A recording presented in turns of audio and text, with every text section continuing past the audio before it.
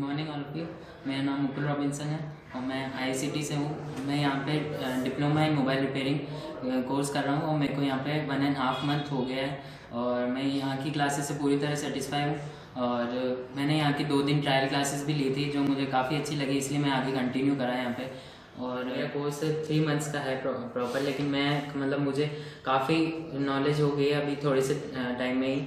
और मैं दूसरे फ्रेंड्स को भी और आप सभी को भी सजेस्ट करना चाहूँगा कि आप आईआईसीटी ज्वाइन करें। Thank you.